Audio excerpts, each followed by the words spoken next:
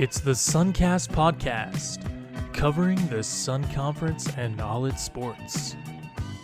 How's it going, ladies and gentlemen? Welcome into a new episode of Suncast. And if you are subscribed to the YouTube or watching on YouTube, well, first off, if you're not watching on YouTube, or if you are watching on YouTube and you're not subscribed, you're wrong. Figure it out. If you're listening, share over to the YouTube because, check it out. We are here in the new recording studio. Man, this place rocks. Manny, I'm hyped. New recording studio. Going to be doing live in-person stuff. Going to be doing live streams in here. Today's episode, we have not one, but two previews in sports that we feel like we could really break through in this year in the Sun Conference. Of course, men's soccer is a sport where we are one of the top dogs. We're looking to get back, get a red banner. Your Bobcats are really close to doing that. Last year, Kaiser did it a few years ago, but on the volleyball side of things, it is the same time as Bobcats. And Manny, that's where we're going to start, because the Bobcats are off to a red-hot start in a tough non-conference slate. Manny, this could be the year we have a Sun Conference volleyball team break into the top 10, compete for a red banner. No, I really do agree with you on that. I mean, that's pretty much been the biggest storyline for volleyball in the Sun Conference. Can the Bobcats keep this dynasty alive in the conference, and then can it kind of grow into that national scene? You mentioned it. We're talking about a team that is looking for a fourth straight regular season title, a third straight conference title. They start in the season ranked number 19 in the nation, and 5-0, all five top 25 of receiving votes teams, including three sweeps in those 5 games. The toughest game coming in the last one, where they had to come back down 2-1 in the set count. But I think this is the start you could ask for. I mean, I called the Missouri Baptist game against the Bobcats on their opening day, and they looked like a completely different team. And I kept saying on the broadcast, the biggest difference that I see, and that's obviously a tribute to continuity and bringing back so many returners, they looked more seasoned. And obviously you can talk about that with Sana Dennis, Taylor Barnes, Bianca Grassi, team players who have been there before. But I'm talking about a Peyton Burke and Alexander Bruno, who are going to be, the future of this program. They looked so just relaxed. They looked so calm. Last year when they played Missouri Baptist, you could see they were freshmen. Bruno had a great game, a great standout debut for the Bobcats, but she kind of fell off at the end of the game because she just didn't have the conditioning for that. And that's kind of what it came down to. The Bobcats just ran out of gas last season. This year, this is a completely different story. Bobcats were ready to go from the start. And I was curious to see how the offense would kind of gel. Now you don't have an Amanda Allende, Alexander McCaskill, big names that are no longer part of the Bobcats. Picked up Taylor Barnes, Sanaa Dennis. I think Taylor Barnes, actually, real quick, I think she's a dark horse for a player of the year race, the way she does it on both sides of the net, defense and offense. So I was very pleased with how everything was working. I knew Alexander Bruno, I knew Peyton Burke, and of course, Bianca Grassi. I mean, just saying her name, you know what she does. So I'm very excited what this Bobcat crew is going to bring, because 5-0 is a great start, and now they get ready for this tournament coming up this weekend. Yeah, for me, it's Bianca Grassi, who has stepped up and played really well. Just watching on the live stream, by the way, had a great job. Been doing a good job, as always, on the mic there at FFC. Bianca Grassi, I think we're going to be talking about her at the end of the year, All-American nods. But let's talk about it, Manny. The rest of the conference, it just is what it is. Everybody's chasing the Bobcats this year. So let's talk a little bit about it. Let's get into it. You covered volleyball last year. We're doing things a little bit different this year, so we all have a good knowledge on it. But look, man, this is your sport, so talk to me. Talk about some of the players to watch this year. The one that really sticks out to me, just off rip, is Cambry Pope at Southeastern. My apologies. Of course, though, at Kaiser, Hannah Heidi is a big name for them. Mackenzie Pryor, another big name for the Kaiser Seahawks to be watching out for to take down St. Thomas. But Manny, talk to me. Who's going to be the teams that are going to challenge the Bobcats in the Sun Conference this year? So we'll start right there. I do think there's a reason that they were picked to finish second in the conference, and I think that they will finish second in the conference. That is the Kaiser Seahawks. You mentioned Hannah Heidi. I think that's going to be I think she has a chip on her shoulder, believe it or not. After having such a stellar season, after setting records at Kaiser, after doing things that, has never been seen before in the Seahawks uniform, I still think she has a chip on her shoulder.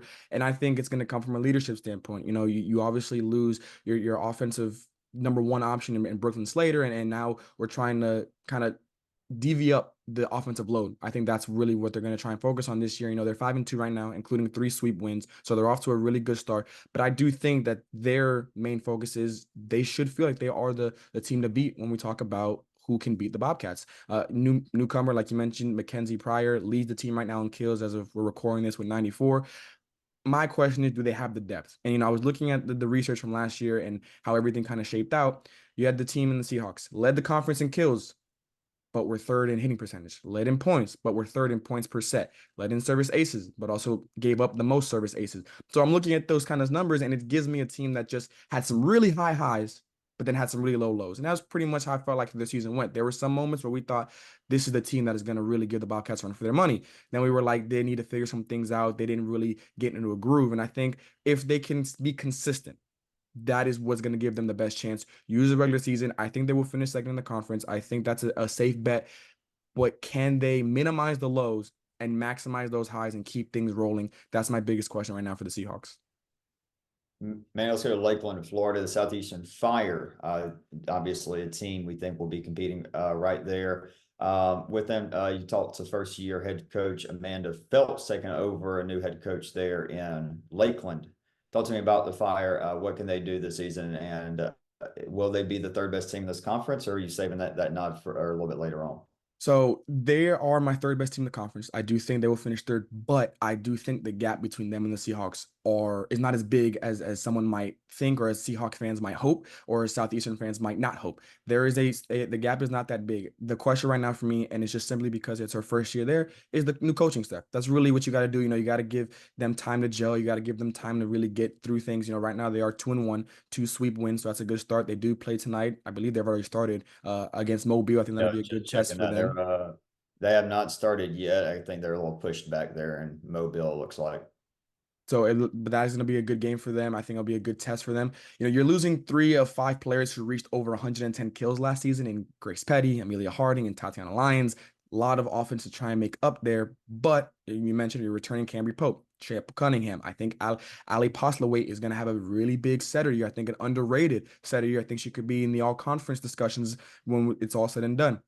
My biggest thing for them is going to be, can adding the new coaching staff just give them a new wrinkle, give them a new, a little surprise, a little throwing in there that just kind of teams aren't used to, teams aren't ready for. Last season, I think they were the second best team in the conference. They were the most consistent team. That's why they were there at the end against the Bobcats, and they had the best depth to hang with them. And I would give them that nod again. I think they are the deepest team that can go toe to toe with the Bobcats offense.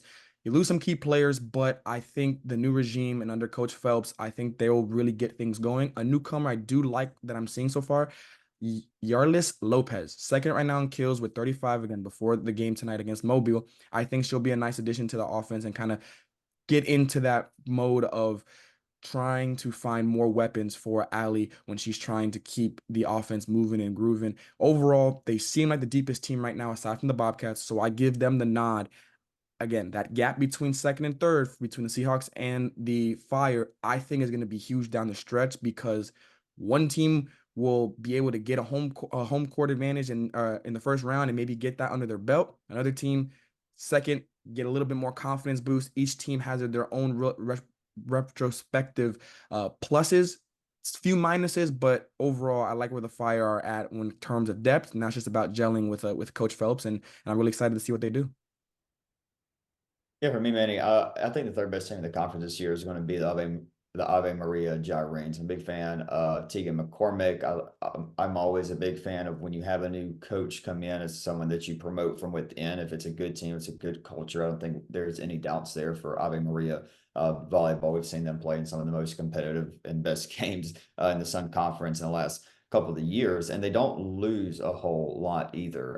Got Ness Lopez coming back. You have Ryan Getz coming back. You have Carolina Myers coming back. You also bring back Ellie Malczewski, who led the team in kills last year.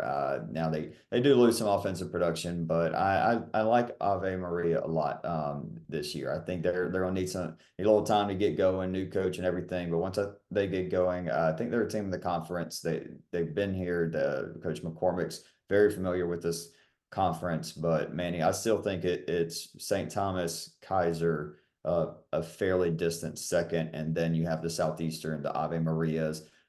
We obviously don't know too much about New College of Florida. I do like my Weber Warriors this year. They've had a couple of tough games early on against good competition, Oregon Tech, the University of the Cumberlands. But I could see Weber stepping up, being that fifth best team in the conference. Manny, do you think Weber is likely to make the conference tournament, or are you putting them in that next category of this is going to get interesting at the end of the year?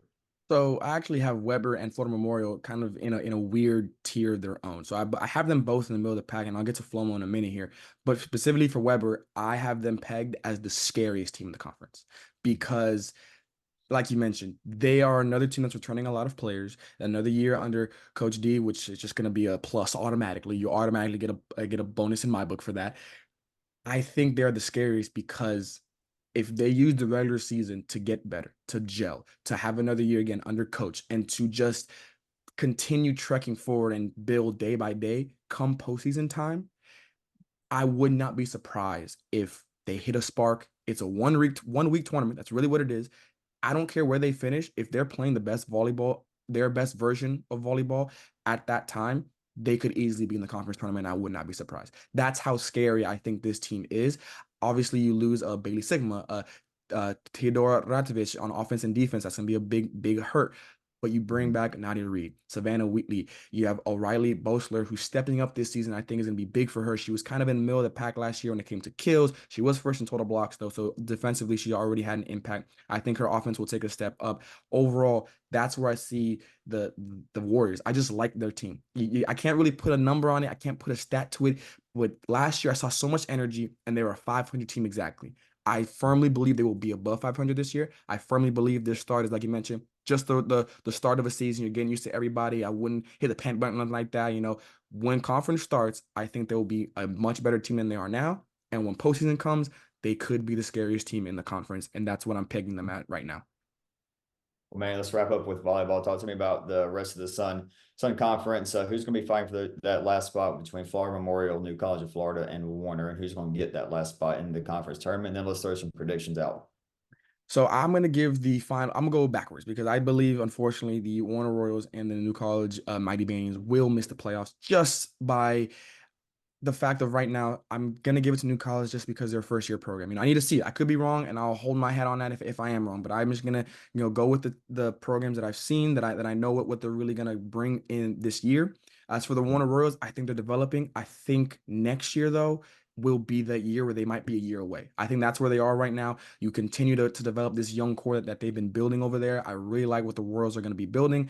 They're a scary team in the sense of they might, play spoiler. They might take a game from one of these top teams that they shouldn't, whether on the road or at home. So don't sleep on the Warner Royals at all. Florida Memorial Lions, and again, this pains me to say because I am a Bobcat. Everybody knows this. I think they have the highest upside of anybody in the conference. I think they can go from Team that loses a lot. Like lost a lot of production, not lose a lot of games, but they lost a lot, man. And that's literally what the next thing was. They lost their top 5 attackers last season. Like they lost pretty much the entire offense. But the reason I say this, and I'll be honest with you, because Coach Nancy coming out of media day, she gave me the mindset of a coach who is going to instill to her players, I don't care our situation. Go out and perform to the best of your ability and then let the chips fall where they may. The number one thing I got out of there in the phrase was, why not FMU? She just kept saying that. She just kept preaching that. And if that's how your coach is coming in on her first year, I just believe she's going to, find players, even though it's a whole new batch, find players that resemble that. B, the returners that are still there, like Ariana Ortiz, they're going to be instilled with that more. And that's why I think they have the highest upside. They could be a first round exit. I think they're a postseason team. That is the floor. I'm not pegging them to miss the playoffs. I just don't believe that Coach Nancy will allow that to happen. But again, another team, if they were to find themselves in the conference tournament, in the semifinals, fighting with one of these top 3 teams, one of these top 4 teams, I would not be surprised.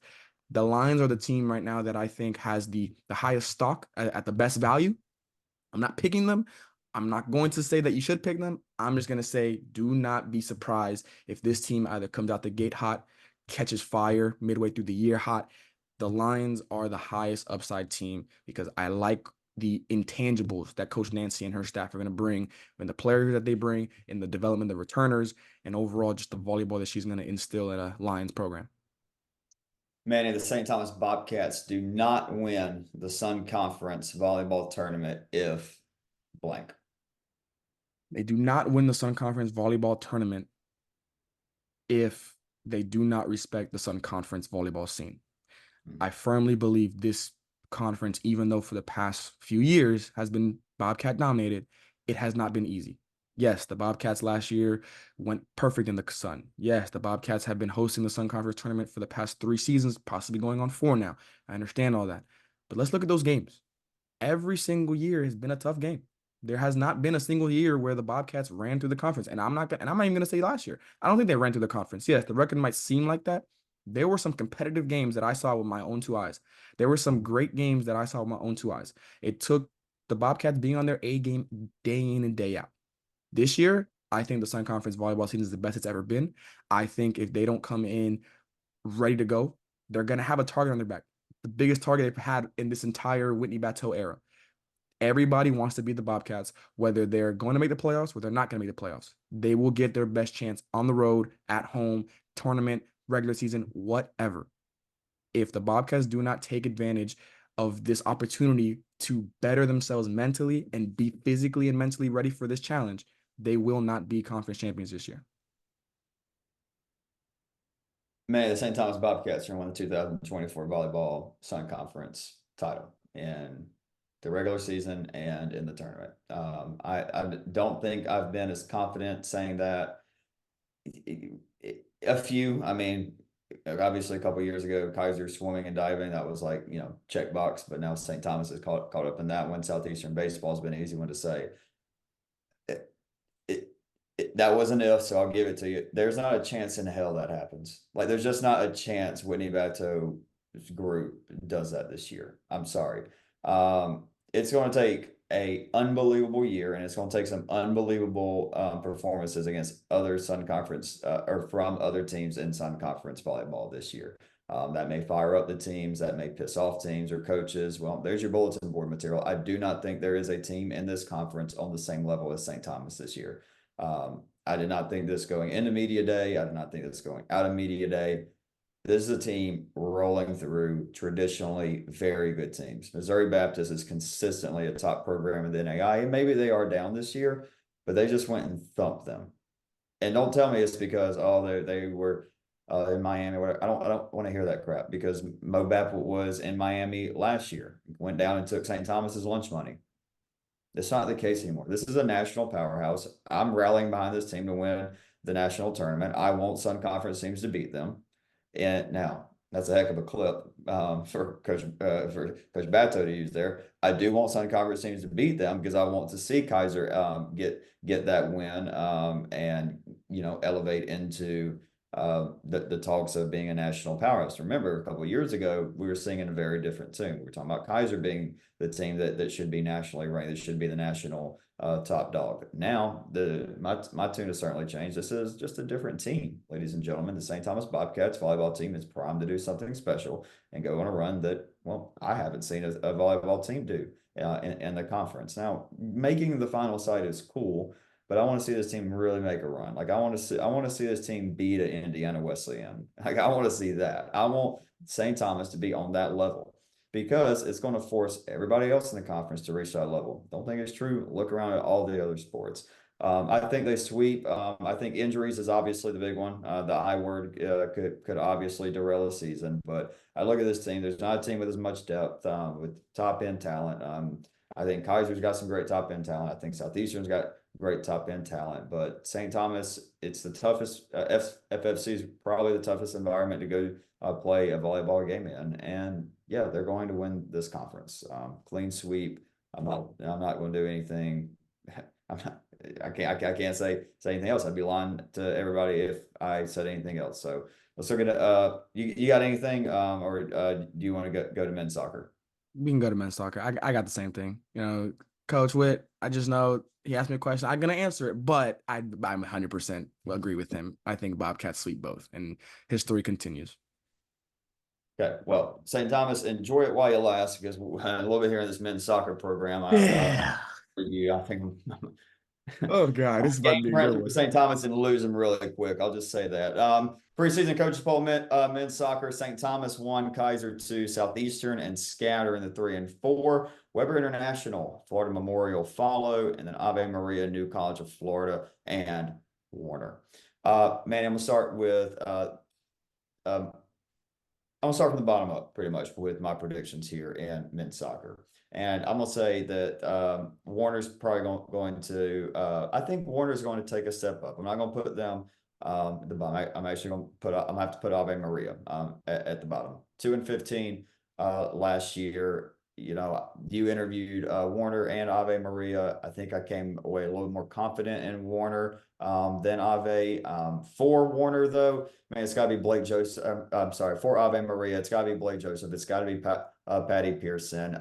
They're going to need Patty to control games in the midfield. They're going to need to slow down these attacks, figure out a way to beat some of these other midfielders that I'm about to tell all of you about. They're going to play big roles. And then Blake Joseph's got to be clinical in front of net. He's going to have to be one of the best strikers or forwards in the Sun Conference this year. And they're going to have to just really hope that it's just a complete new team outside of those two. Those two guys step up. They have 20 newcomers coming in, a lot of freshmen. I don't see them competing with some of the other teams in this conference. I do think that they'll be in the cellar, Manny.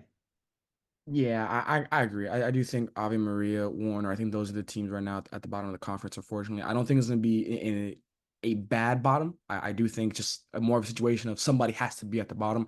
I think when I was talking to the Warner Royals coach, he gave me the vibes of they're gonna continue to fight. They're going to continue to develop their players, but again, because you're gonna do that, you're gonna unfortunately be on the wrong end of some games there. And I still like the fieriness of both an Ave Maria, Warner. I do think New College probably be that next one after them. I'm sure we're gonna talk to it with about a minute here, but I like that those two teams will be at the bottom, and they'll still again could play spoiler, could come in and have a great, just a really big game one night. But right now, I do think Warner and Ave are going to be the bottom of the conference, unfortunately for them.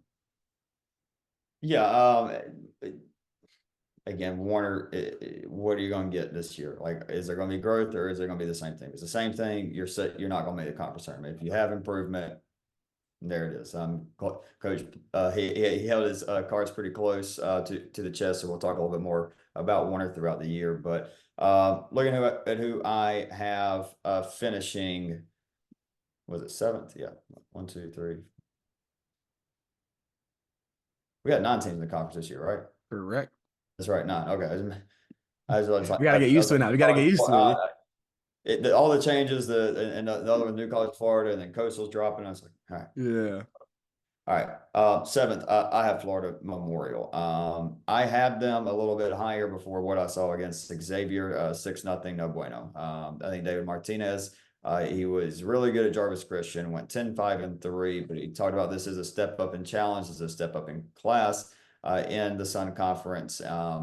Xavier, a good team nationally, but with the teams I'm about to get into, I'm just not seeing it. They're going to be a brand new team, man. They were good last year, finished 4th, went 9-8-2, but they got a new coach, a really new team. I thought Noah Link and Brad Tully were two of the most entertaining players to watch in the conference last year. Big names to replace there, and I got Flemo coming in at number 7.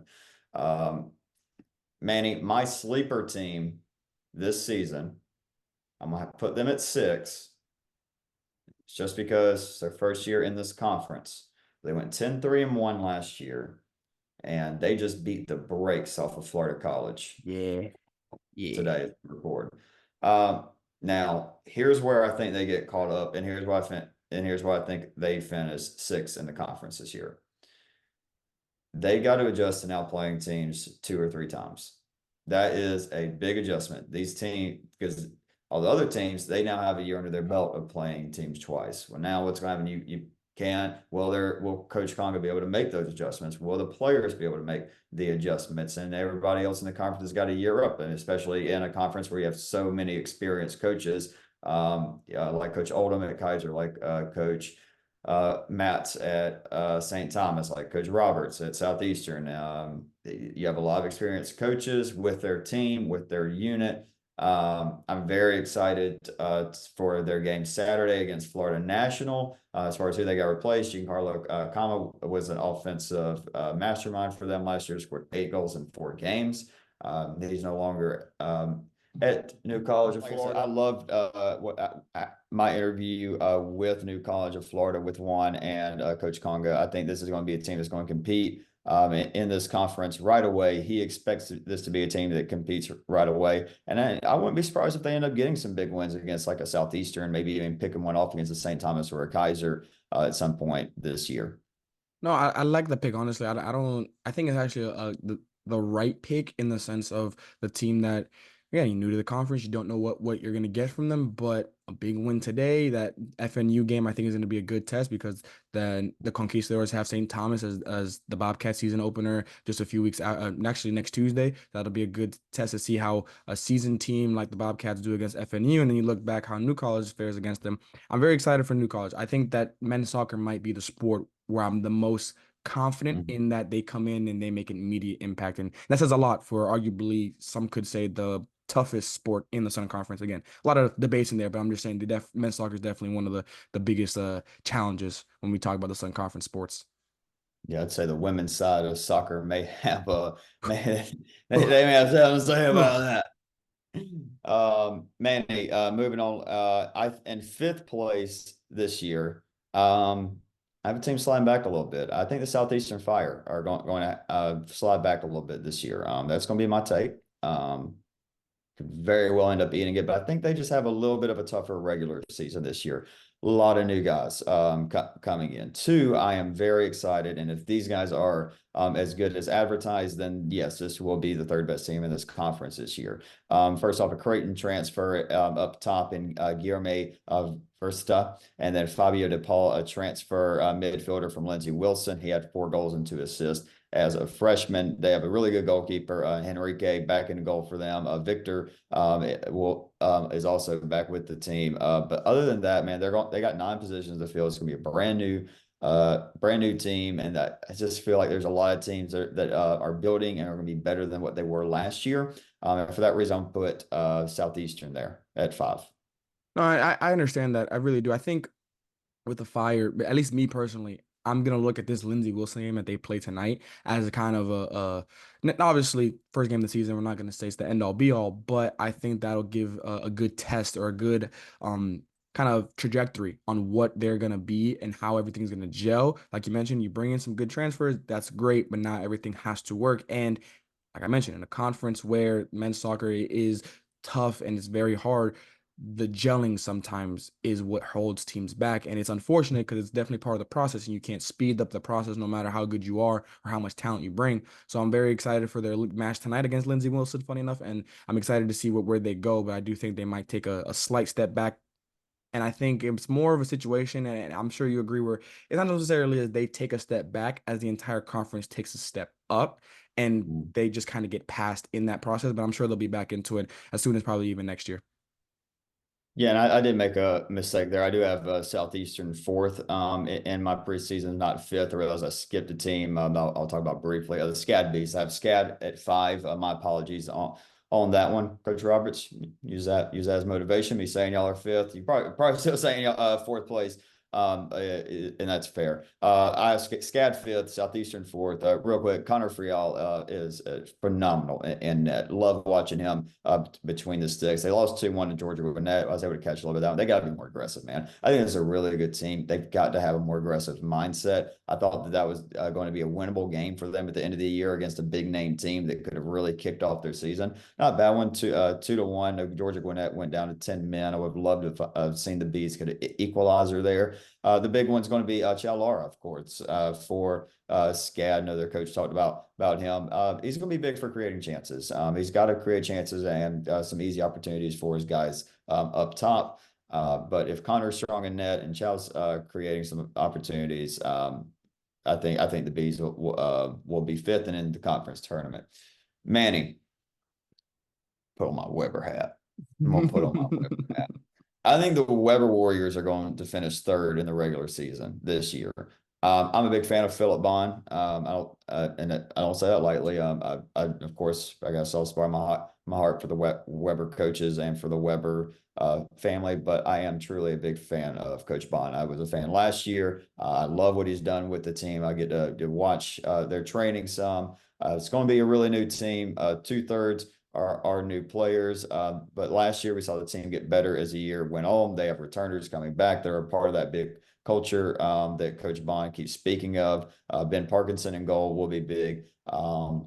But for who I'm going to look for their new guys, and here's where I think Weber becomes big. I love the two midfield transfers. I think this conference it's so imperative, and not just obviously soccer, but I think in small college soccer where games are won or lost are in the midfield.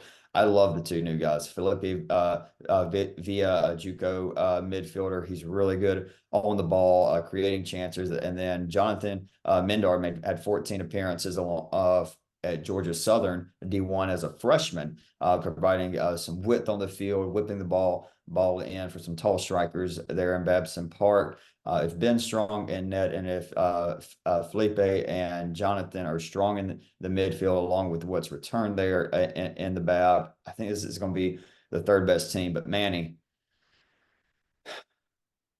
this conference is going to come down to one or two, and it's going to be either St. Thomas or Kaiser. Now I'll let you talk a little bit about St. Thomas. I think I have them finishing second in the regular season. I'll let you take it away. Talk a little bit about the Bobcats. I understand why second is where you go with, especially because I think the biggest thing for the Bobcats this year, and it's no secret, losing Franco Serbi.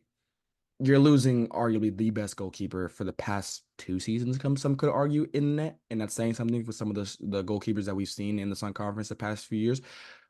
But where I get you back is we get back Guido Kashabu, who NAI first team All-American, had an absolutely stellar season. I think that's what comes down to the Bobcats. I had them finishing first in the regular season, but I will say this. They finish second if the returners don't step up.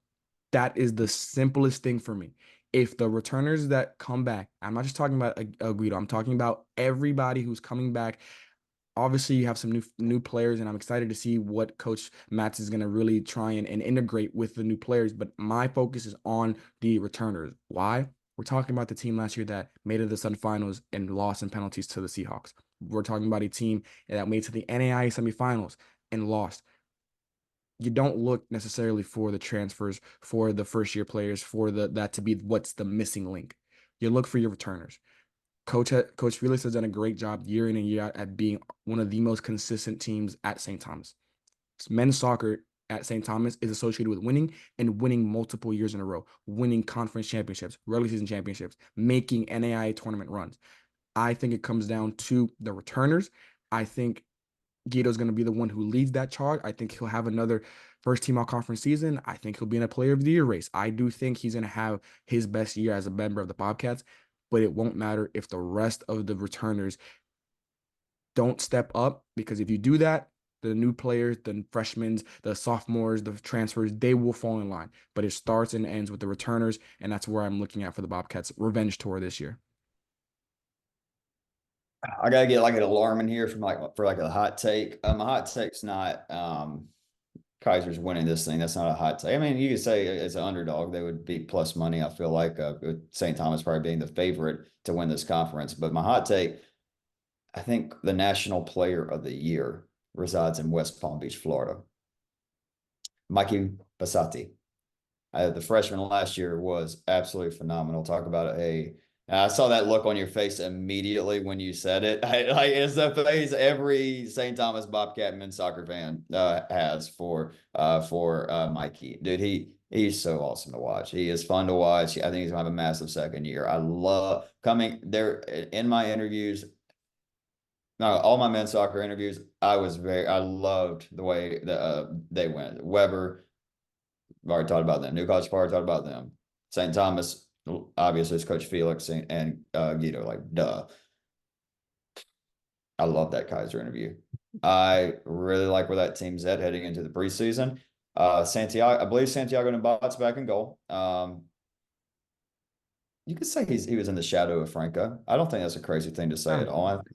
And I think that's probably motivated him. The big one, though, Probably one of my favorite players to watch, Jack Casey. Who replaces him? He's gone, I believe, to Nova Southeastern. He's transferred out of Kaiser. Going to be massive. Timo Boomkins, he'll have to step up in that back line defensively. I'll look at Gabby Villafain, who had 5 assists last year. Could be a guy where that number goes up to kind of replace the 9 or 10 assists that Jack had. I can see Gabby being a guy that steps up there, but man. I think Mikey is going to be a guy that's going to have. I mean, we're going to look at the end of the year. This kid is going to end up having 18, 19 goals. I think he's going to be on a run for 20 goals this year. He was at 13 as a freshman, getting his feet wet. First time going into West Palm Beach, playing in Florida, West Palm Beach, Florida. A little different than Norway, a little bit. I'm a big fan of the Norwegian. I think he's going to have a big sophomore campaign for Coach Gavin Oldham. No, I can't. Again, picking Kaiser number one is not, like you said, it's not a hot take. It does come down to one of these two teams. We all know that every team in the conference, like you always say, you can use it as bulletin board material, but the numbers don't lie. In the past 9 years, 7 conference champions have been either the Bobcats or the Seahawks. Sometimes, the numbers don't lie. And I, me, I'm a numbers guy. When I saw that, I said, are we just destined for St. Thomas or Kaiser part 8? I don't know. Again, conference teams, go ahead, put that on the bulletin board and put it up there. But it's been Seahawks or Bobcat dominated. They've traded back and forth for the past few years. I do think the Seahawks have a great chance at repeating when we talk about the postseason. They're looking to be the first team in conference history to do that. No team has ever three-peated in the Sun Conference, and they've been the 4th team now to win back-to-back. But every year that there's been a back-to-back, that 3rd year, it's hard. It's hard to win. It's hard to keep winning. It's hard. We're talking about teams like Kaiser, like St. Thomas, that not only go deep in postseason for the conference, but they go deep in the NAIA tournament. That they're pretty much stables at this point, and it wears you down. So I'm excited to see what run comes in. I'm excited to see if the Bobcats return a step up. If the Seahawks do have the NAIA Player of the Year, all I'm saying is you got to go play the lottery, brother. You got to. That man called it.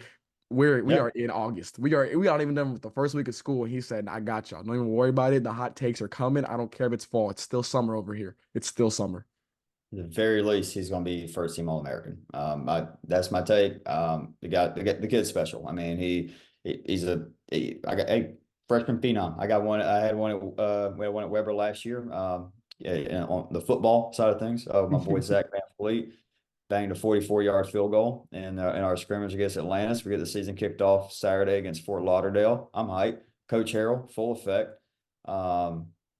Manny, we're recording it tonight. I was hoping we'd have some results from either Southeastern versus Mobile volleyball, or SCAD versus Mobile soccer, or Southeastern Lindsey Wilson. I got nothing. I'm on the website now, not seeing.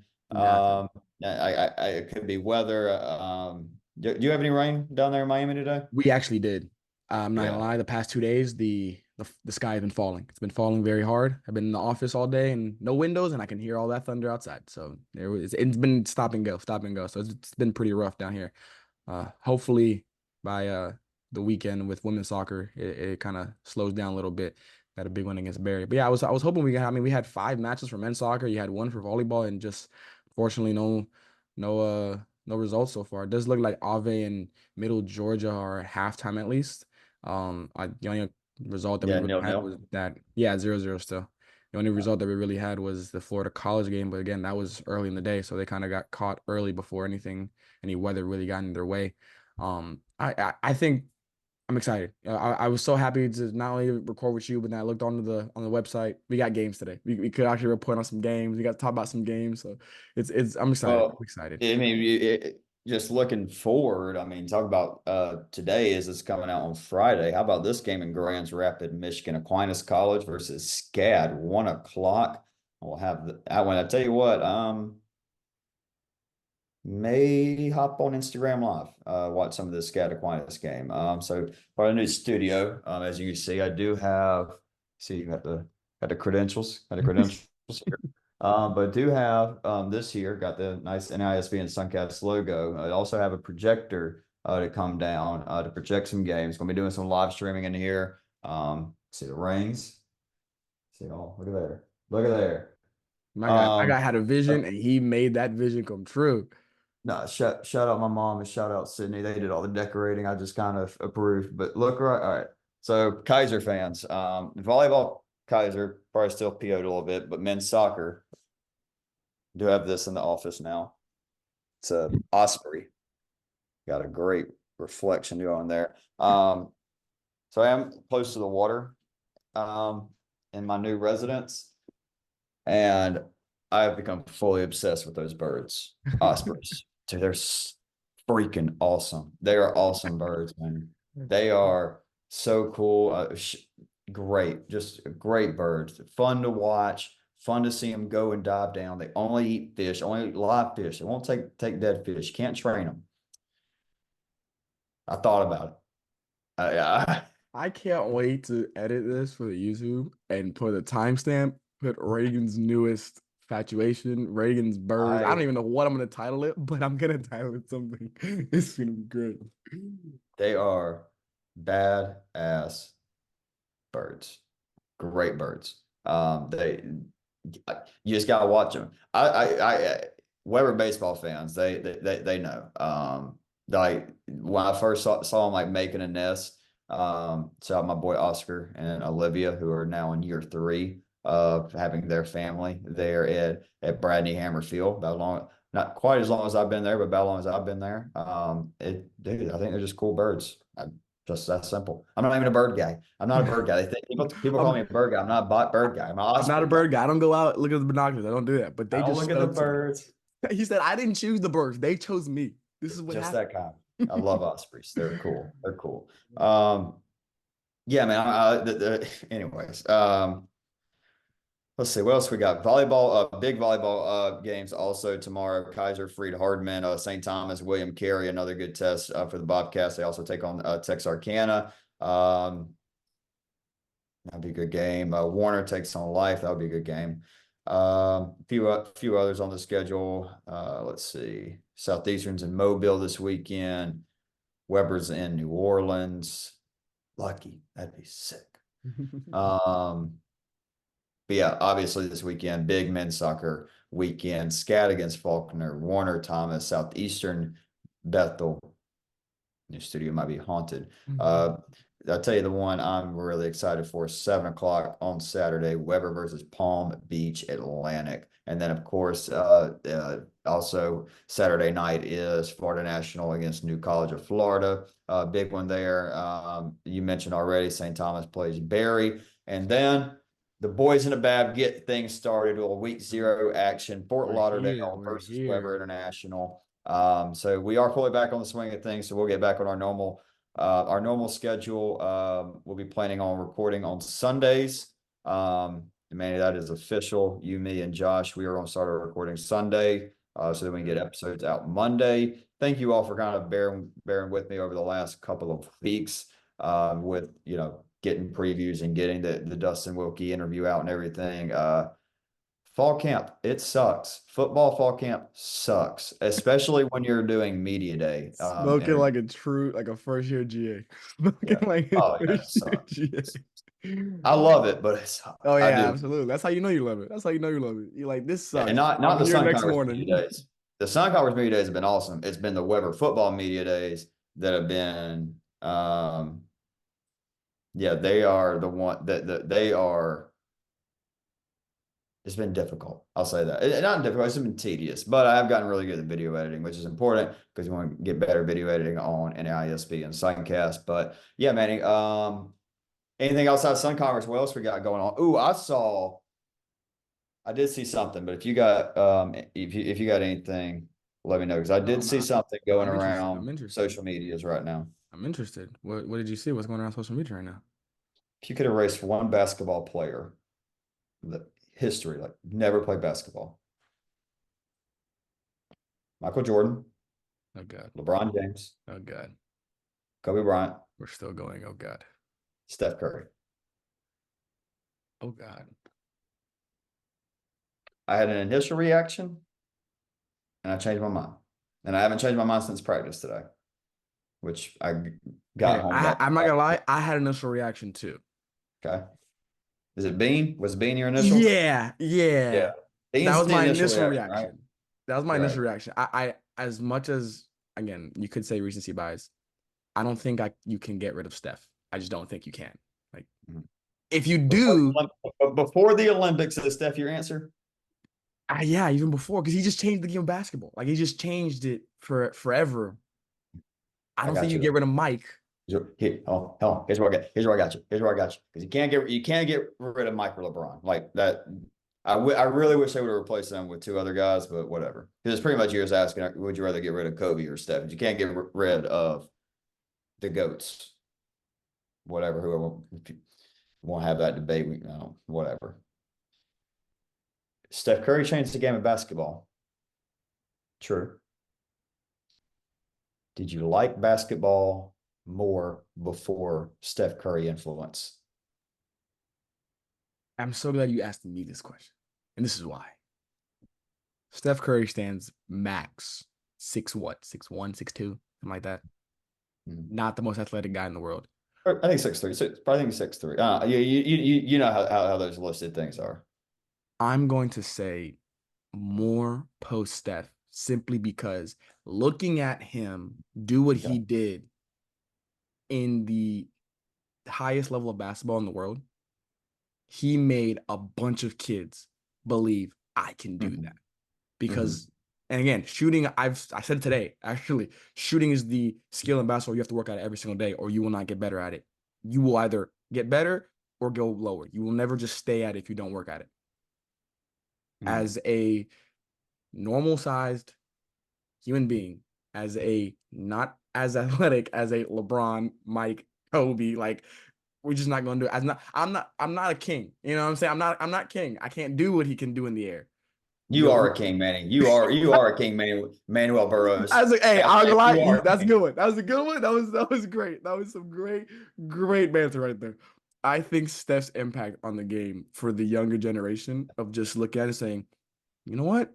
If I get in the gym enough, it's not easy, but if I get in the gym enough, I can resemble something like that. You've seen it already in the NBA with the Trae Youngs of the world and all this stuff. So I think unfortunately you cut Bean, but it's not an easy cut. It's not an easy cut. Honestly, I might be crazy. I could argue cutting Braun before Bean. I really believe I could. I really believe I could. I really believe I could. Simply because this is my only thing. LeBron changed the. I get that. I get that. I understand his impact on the game. He was a freak of nature. He is a freak of nature. He is the king. We're talking about kings. He is the king. For the audio listeners, I'm holding up a 3 and a 1. I get all of that. That is the greatest championship series in the last. They actually made I'm glad you said that because I saw a post saying like the past like 10 NBA finals, the most like exciting, they were the most exciting, hands down, no question. Yeah, I mean, I'm not talking basketball. I'm talking about it's that. It's 28-3. It's this past year's NHL Stanley Cup, which was phenomenal with Edmonton and Florida. That was insane. It would have been even crazier if Edmonton had pulled off that the reverse sweep. Yeah. I'm talking 2011 St. Louis versus Texas in the World Series. I'm not including a Super Bowl because those are on that's a different level of importance because I mean obviously 28-3 is but yeah, I mean I don't see how you cut that. I don't because you want to talk about guys that have influenced the game. I mean LeBron James. I think LeBron influenced the ability for basketball players to do more. Yes, he impacted the game, but I also think he's going to be remembered for what he did off the court just as much as what he did on the court. And I think Kobe was that pillar in the 2000s. I think a lot of 30 years from now, I'm still going to be saying Kobe, like throwing the ball into a trash can. You know what I mean? And it's just, there's just some things that transcend generations. And I truly believe that Kobe and what he did in the early 2000s when he came in, what he did throughout the 2000s when he was by himself, what he did in the late 2010s with Powell and the crew. I think you could argue. I would still say Bean, but I do think Kobe's impact is for the game of basketball was generational in his own right too. I do think he gets slept on a lot when it comes to talking about the best of the best. But I love me some Bean. I love me some Bean. I had to school some kids today because they were talking about, ain't he Steph did it with help or LeBron did it with help. I'm like, ain't none of these dudes won a championship without another Hall of Famer. So what are we talking about? The only What are we talking the last, because not every ring is made equal. That's just not that's not how that works. Like I'm Dirk's sorry, 2011, 2019 Dirk's Toronto. I'm sorry, 2011. 2019 Toronto. I ain't hearing that. I'm not here for it. Respectfully, I'm not here for it. Giannis's 2021. I like the story, but I'm not here for it necessarily. Mm-mm. Dirk's 2011. That's I'm a here for ring. that. That's a ring right That's there. a ring. That's a ring. That was a One ring, ring. son. That's That a was a ring. ring. That is a ring. Actually, Yeah. yeah, I'll throw you one. I was watching a podcast. I listened to a podcast, I should say. Okay. One of the guys said that Kevin Durant is not a legendary playoff performer.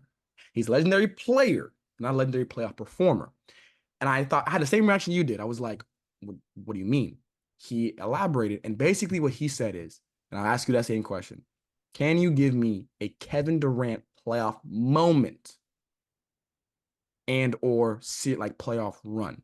There's one, and I'm sure you'll get to it. Yeah. Game 1 versus the Cavs. 20 Or the something. 2017. So I was gonna go with game 7 with the Bucks when the foot was on the line. That would be my That's that where I was was the gonna other go. one And that's the other one that came to my mind, but just the how reason that and he was, and again, they talked about the Warriors series too, and call it for what you want. Some people just they don't want to give KD his flowers for that Warriors run because he wasn't, it wasn't his team and he had to join it. And I'm like, I understood what he was trying to say in that, like, you look at LeBron 3-1, like you look at Dirk 2011, you Steph in 2022, like you have the best of the best have a playoff moment and a playoff run where you're like, they are that guy. Like they solidify themselves as one of the greats. And he brought up the point of like, KD's never done that. He could have done that in Brooklyn. It never happened. And I'm just like, I get it. But I do think like KD's the best pure scorer I've ever seen ever. 7 foot with the guard handles. Like you just can't do that. But I thought that was a good one. I'm excited well, for I mean, another thing, I mean, you are talking about a guy that's got not one but 2 NBA Finals MVPs. NBA Finals MVPs, NBA championships, an MVP, a scoring champ. Like he also changed the game too, because without him, we don't have the unicorns of the world, the Wembys and the KPs and the 7-footers who just coming down, shooting things from the parking lot with the utmost confidence. So no, I think Kevin Durant, yeah, for sure will be one of the best players to ever touch a basketball when it's all said and done. Top 15 all time, top 75 all time, like everything, any list you have to put Kevin Durant on it, for sure. I was like, I got one for you. Just go back to soccer, because I mean, we can talk more basketball later on. I got a soccer one for you. Some business side of things. We are about to enter, I think, a very, very interesting age in professional soccer at this level. And what I mean by that is I think we're going to see like the MLS have what they thought would happen when David Beckham came. okay. When David Beckham came, and this is a take like I'm coming up with on the spot, so bear with me. When David Beckham came into the MLS, like that was supposed to be boom. MLS is now the number 4 sport. It's taken over NHL. It's just behind NBA, MLB, and NFL. There was something there, and it happened. Zlatan did some. It got big. It was about a week, month. 17, Yeah, all the it last was time I was getting all over my there. Facebook feed.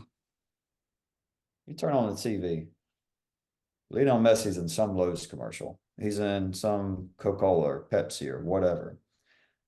I think Lionel Messi's changing soccer in the United States.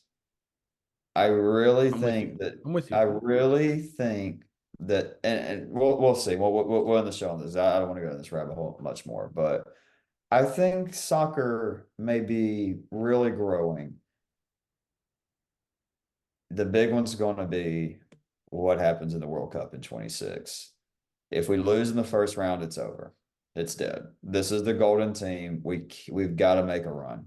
We got to make the semis. I think, and I know that's lofty, but a quarterfinal win means you get a win over Brazil, Netherlands, somebody. Germany, Spain. Yeah, you It's got somebody. yeah, yeah. Semis, The you best can't of the ask. best, top four in the nation, in the world, So I will say this, and I guess we can give it quickly because football coming up. I was watching First Take, and they mentioned that again. Obviously, it's gonna be first year. We have 12 teams in the NCAA playoffs, and excited for all that. Someone brought up, will Alabama be in it? And I said, why wouldn't they? It's a 12 team format. And I'm asking the Georgia guy because the take was this is now this is Georgia's years. Like these Oh are man, Georgia's winning. Georgia's winning the the national. golden ages for Georgia. And I was like, Georgia's about to win their third in 4 years. Don't worry about that. I don't give a oh damn man. who else is in the playoff besides that. I do think Alabama will make the playoff. That's still a really good team. I do think Alabama fans, I think they're going to struggle a little bit this year. Um, can we talk? Jalen Milroe is not a good quarterback, right? Like everybody can everybody admit this is not a good quarterback. I like to bring everybody's attention. Can we focus on Like this real quick? Can we he talk about is this? not a good. Credit to Alabama last year. They figured out Nick Saban and the crew figured out a way to win with him. He's a bad quarterback. He makes bad reads. He's not that accurate. Hell, unbelievable athlete. Unbelievable athlete. It's not that good. And I think they're going to lose 3 games. I think they're going to be like the 10th or 11th seed. I think they're going to lose in the first round of the playoffs. Yeah. Do I mean, do they'll you make like playoffs. the 12 teams? Do you like it? Oh, dude, yes. What? This is going to be awesome. This is going to Do you, rock in do you think December. people will riot and call for the old way if it doesn't go the way people expect it to? Like, let's say this first year and it just Sure. goes Probably whoever finishes 13th, 14th, and 15th. Yeah. They'll be 116. 13, 14. Yeah. Oh my God. Yeah. You know, there's always Let gonna me be tell you those. something, man. Let me tell you something about sports. Somebody's going to get pissed. Oh, for sure. Somebody's For going sure. to be pissed. Honestly, that's how you know you're doing your job. If people are mad, that's how you know you're doing your job. Yeah. Because it's supposed to, Yeah. this is at the end of the day, sports is for entertainment and get people talking. And if we're doing that, we're doing our job. And that's what we're gonna end it on. Yeah. Manny. Right, we're here. It's We waited a whole summer, and sports are here, everywhere. like I'm coming out of hibernation. Honestly, I don't know if it's the fact of now that I'm not an undergrad, I don't got a lot of classes, but I'd be like, let's go. I'm ready. I'm ready. And in like in a 2 month, I'll be like, can we go back to summer when there was nothing going on and I had time to sleep? Got a little something on my sleeve too. Maybe starting another podcast soon. More of a chill one. With Josh. And one other person that I don't want to announce yet. I'll announce it, I don't care. It's Coach Craig, Coach Hassan Craig, defense coordinator at Weber. We're talking about it. Just to shoot the crap. It's going to be me a little less professional, a lot less professional. You're going to have, I mean, still, nothing crazy, I'm here, but you know, hey, I mean, we're gonna have a good time. An in-person podcast. I've been wanting to do it in person. Like, don't get me wrong. I love no, recording with you. I I understand that. I love my dog CP, Carly Fitz on NISB. I want an in-person pod. Like a once a week, a little bit of prep, just talking college NFL. I I'll keep will everybody. say those type of podcasts, I didn't realize like they do very well. Like just regular podcasts with two people that are just talking to talk. You know, you have the occasional guest here and there. I love those. Like those are the podcasts I look forward to like every Monday when they Well, come out or whatever they're supposed to come out. I think it'd be great. call a spade a spade. Suncast, now NISB, that's become a little bit different beast. But Suncast, it's not a podcast made for top of the charts anywhere. It's to provide a service for the conference, and for you and I to do something that we love doing, talking sports, talking Sun Conference sports, and shining like it's been the motto from the get-go, March 2022. This is by an athlete for the athletes. It's all this is really about. I love it. Not hanging up Suncast or anything like that, but I want a fun one. I want a fun podcast. I want to not fun. It's a He fun. said, I got a small local focused podcast. I've got a national one. Let's hit that final nail. Just talking with the boys, barbershop style. Barbershop style. That's what it's a barber. It's gonna be a barbershop style podcast. Exactly. Perfect. Those are the ones. Again, those are the ones that really, because again, you're just talking and having fun. And like I said, I mean, the occasional guest. I mean, you'll be coming up to Babson Park. I mean, whenever when basketball comes, I'll be heading down to St. Thomas. I'm sure we'll find some times where we get you on live there to talk some football. But That'd be great. Because we try to keep we try to keep the Georgia versus Florida with me and Josh away from Suncast because it can get out in a pretty hurry. But it's like here's one where like we can like scream in the microphones at each other. Yeah, we're gonna clips all over the place. We are trying to go TikTok viral here. I mean, just looking at selfish reasons for Suncast and ISB, I feel like this podcast has the best chance of going like really popping off because I mean we're going to talk about NCAA sport. We're talking about the big college football, the NFL. I think Josh and I are entertaining. I mean, we're up Coach Craig, and I know one segment that we'll have on each episode is Josh is going to pull up a play or two from a college game or from an NFL game, and Coach Craig and I are going to look at it like coaches. And obviously, defensive plays, he'll offense. If it's a special teams play, I got it. I'll handle it. That's my wheelhouse. Let me cook. Just give me the apron. Let me go.